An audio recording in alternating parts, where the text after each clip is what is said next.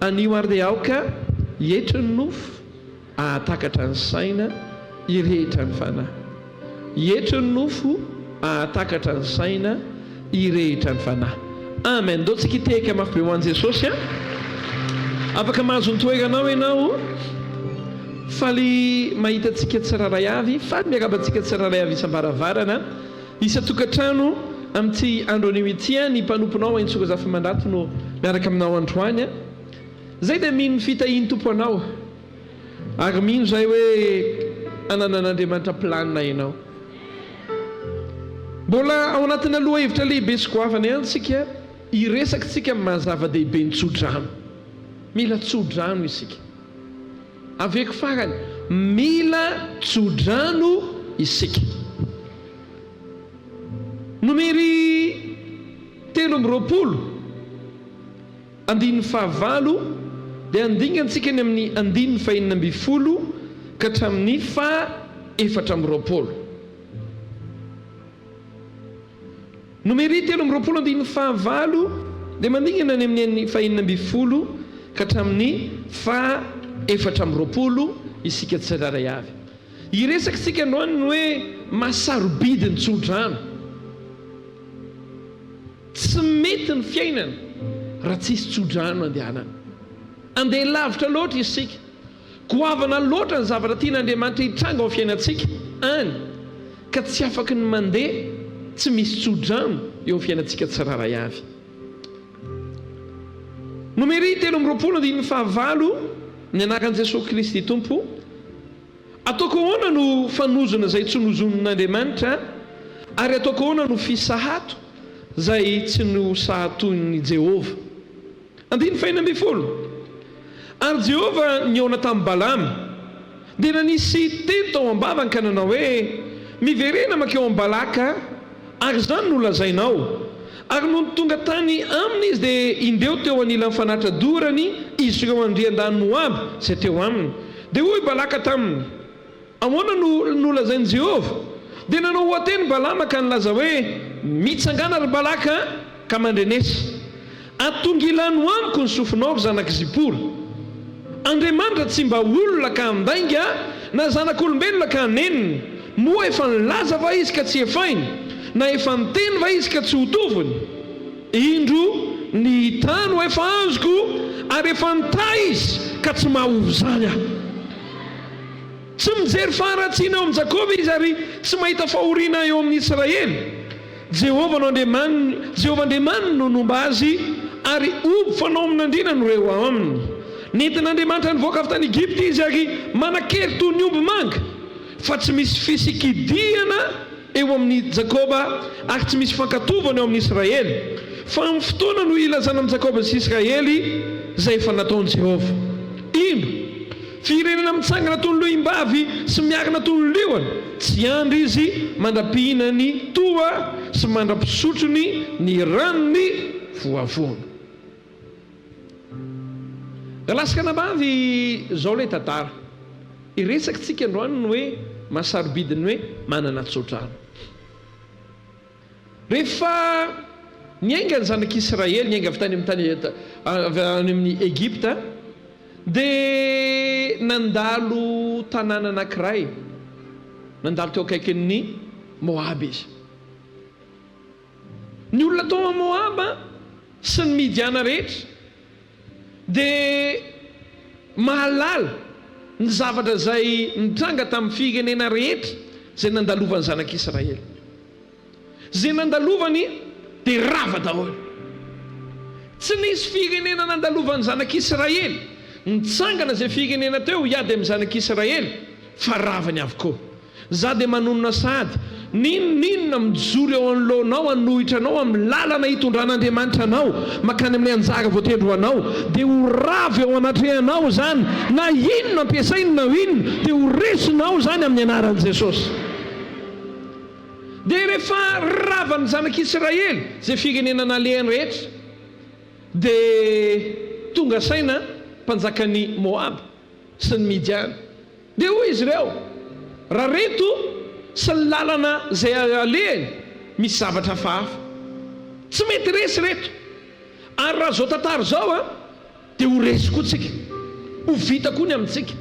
Fa izao andaontsika hiantso mpanompon'Andriamanitra, hiantso olona manokantsika mahay zavatra ao amin'ny tontolo ara-panahy, dia io olona io asaintsika manozona an'ireo. Fa raha hozontsika ireo dia ho resitsika. Dia nandeha niantso lehilahy anankiray izy antsoina hoe Balama, izay olon'Andriamanitra. Dia hoy izy mantsy Balama hoe Balama, zao hozony ireo, fa izao zay tsofinao rano dia voata, ary zay hozoninao kosa dia voahozona. Averiko fanindroany. Hoy izy Balaka lay mpanjaka tao Moaba ny teny hoe zay tsofinao rano dia voata, ary zay hozoninao dia voahozona. Ary Balama, ainao ny olona ao anatin'ny tontolo fanompo-tsampy dia mahalala ny teny mivoaka avy eo amin'ny vavan'ny mpanompon'Andriamanitra. Fantatr'ireo fa zay tsofina rano dia voata. Za koa dia manonona teny mpitahiana manao, ho voatana ianao, ho voatana ianao, ary tahina indrindra ianao amin'ny anaran'i Jesosy. Ary ho hitanao fa isy olona any hijogo vavolombelona hoe raha iny olona iny tena fitahian'Andriamanitra mahatonga anazy ohatr'izao, fa tsy ohatr'izao reny taloha. Ho hitanao fa zay teny nambarako zay isoratra eo amin'ny fiainanao, naiza lehanao, ninona zavatra ho lalovanao, dia tsy maintsy ho marina aminao zany hoe voata ianao, voata ny taranakao, voata zay mombanao rehetra. Amen. Rehefa nalaina Balama dia tonga teo amin'ny zanak'Israely, tonga teo amin'ny Midiany sy ny Moabita. Dia hoy mpanjaka teo Balaka hoe hozono ary eo. Dia hoy Balama, mora aminao miteny amin'izany mpanjaka, fa zany hoe voniainga dia nisy zavatra notenen'Andriamanitra tamiko hoe ary zay zavatra ao asain'Andriamanitra teneniko ihany no teneniko, fa tsy afaka nohitra zay ambaran'Andriamanitra ahako. Manangana rozy izy altara. Rehefa nasaina nanangana altara Balaka sy ny andrian-dahany rehetra, dia nanomboka ny teny tamin'ny Balama Jehova. Zavatra nytenen'ny Jehova tamin'ny Balama dia tsotra, ary nampiorakoraka anao teo. Zao no lazaina, indro ny hitano efa azoko, ary tsy afaka ny anova izany. Averiko fanindroany, indro ny hitano efa azoko, ary efa nitay izy ka tsy afaka ny mahova izany. Hoy izy Andriamanitra tsy mba olona ka handaingana zanak'olombelona ka haneniny, moa efa nilaza va izy ka tsy efainy, efa niteny va izy ka tsy ho toviny. Zany hoe rehefa misy tsodrano voarainao dia tsaroa fa Andriamanitra miteny aminao iny, ary Andriamanitra tsy mandainga izany, fa na mafy tahaka ny ahoana ary nandalovanao dia tsy maintsy tanteraka ny tsodrano izay voatonona teo amin'ny fiainanao. Tenenikeo no kaikinao Andriamanitra tsy mandainga hoe, ary ny fahamarinana dia niady izay nandalovanao akory, tsy midika hoe tsy ho tanteraka ny tsodrano izay voarainao. Tsy hoe rehefa mandalo ady ianao dia hoe tompo tena tsy marina ve zany le tsodrano, ka lasaka anabavy eo, Andriamanitra tsy mba mandainga. Tsykeno akaikiny hoe tsy mba mandainga Andriamanitra hoe inona mahasarobidin'ny tsodrano, iny ho tsara ary. Rehefa hiakatra ho any an-danitra Jesosy Kristy Tompo, Luka 4:7 ka hatramin'ny 2:50. Vakitsika amin'ny anaran'i Jesosy Kristy Tompo. Ary Luka 4:7 ka hatramin'ny 2:50. Ary indro izao mampitondra ny teny fikasan'ny raiko anareo, fa mitohy reto tanàna mandra-panafinanako amin'ny hery avy any amin'ny avo. Ary Jesosy nitondra azy hatrany Betania dia nanandratra ny tanany ka nitsodrano azy. Ary raha mbola nitsodrano azy Jesosy dia nisaraka taminy ka nakarina ho any an-danitra. Fa maninona ny sarobidiny ny tsodrano? Fa maninona isika no maka fotoam-bavaka anankiray, maka fotoam-bavaka roa, maka ray volana, ary tsy maninona na maka 3 volana ary anononana tsodrano amin'ny vahoakan'Andriamanitra fotsiny. Ny antony dia izao: voalohany, Jesosy Kristy raha hiakatra ho any an-danitra dia ny zavatra ataony nataony milohan'ny akarany dia inona nitsotra. Ny teny tsy teny hoe farateny fa ny teny farany zay nataon'Andriamanitra mivantana tamin'ny mpianany, nataon'i Jesosy Kristy mivantana tamin'ny mpianany dia tsotra. Zao mahagaga ny mpianatry ny tompony ireo olona efa nanao école biblique, école théologique moa zany. Reo olo reo ane Jesosy mihitsy ny profiny. Reo olo reo ane tena mahalala ny fanjakan'Andriamanitra. Efa nanao école de théologie reo olo reo. Faro reo olo reo efa nomeny Jesosy fahefana. Efa nomenao Jesosy Kristy ny fahefana any an-danitra sy ety an-tany. Mandehana amin'izao tontolo izao nareo mitory filazantsara amin'ny olona rehetra. Zany hoe efa nomena Jesosy fahefana reo olo reo. Efa andray mifanahy masiny reo olo reo. Mitoery atao tanàna mandapana fihinanako nega avy any amin'ny avo. Fa na dia efa nanao école de théologie, na efa nandray fahefana avy amin'ny Jesosy Kristy tenany mihitsy, na efa andray mifanahy masiny, ary efa andray ny fanomezam-pahasoavana, dia zao nahagaga mbola nitsofina raha. Ratsorina efa nanana ny zavatra rehetra fa mbola nila tsotra. Mba tenenikeno kaikony hoe fa nanana ny zavatra rehetra hoe fa mbola nila tsotra. Fa manino Jesosy rehefa niakatra ho any an-danitra? Tsy niteny hoe andeha lavitra nareo zalahy fa ametrahako vola betsabetsaka nareo ao sady efa navelan'ny Jodasy ao ny ambiny fa mba raiso. Na hoe ka nanafatra izy dia hoe zalahy rehefa mandeha lavitra anao aza manao scooby-doo fa mora lany reny fa mba le kapakiran'ilona jerika reny atao.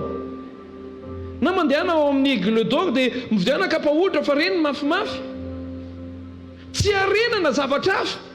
Tsy niteny koa Jesosy hoe rehefa andeha nareo dia aza matahotra fa resahako daholo ny mpitondra rehetrarehetra maneran-tany.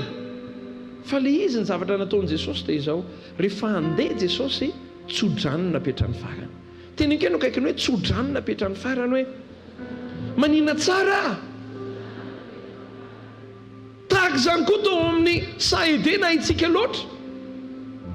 I Adama sy Eva tsy nanana concurrent. Efa nomen'Andriamanitra anazy daholo ny tany rehetra. Tsy nisy problema na ny kely ary. Fa mbola nomen'Andriamanitra tsodrano. Ny antony raha lasaka nabavy dia izao. Ny tsodrano dia ahoana ny tenenana an'izany?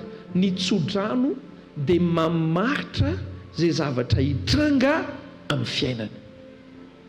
Tenenkeno kaikanao ny tsodrano dia mamaritra zay zavatra hitranga amin'ny fiainana.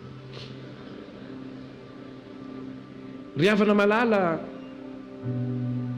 raha misy manontany hoe ohatry ny ahoana ny hoavinao, mora kely mamaly anazy. Tsy marina mihitsy hoe 8 eo no hoavy, mianatra mafy aloha dia 8 eo. Tsy marina zany. Fa raha misy manontany hoe ohatry ny ahoana ny hoavinao sy hoavin reto zanakao reto, tsotra. Zay tsodrano voatonony eo aminao, zay tsy maintsy tanteraka amin'ireo.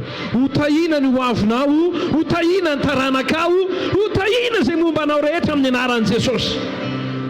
Fantatr'Andriamanitra loatra hoe hoavy ny fotoana, hoavy Satana amingana ny Adama sy Eva.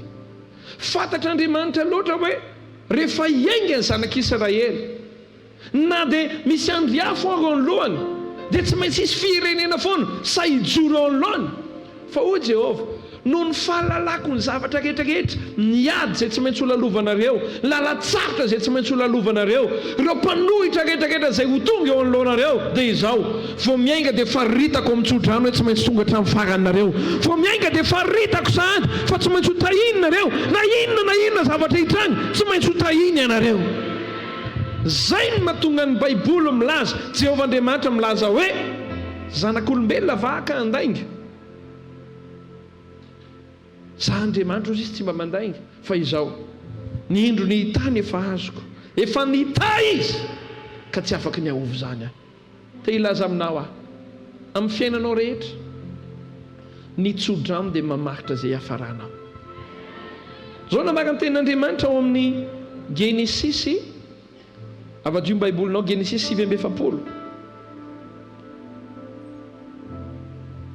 Hoy izy andininy voalohany, ary Jakoba namorony zanany lakany anao hoe mivoria ianareo mba anambarako aminareo zay ho tonga aminareo any am-parany. Averiko fandroany, ary Jakoba namorony zanany lakany anao hoe mivoria ianareo mba anambarako aminareo zay ho tonga aminareo any am-parany.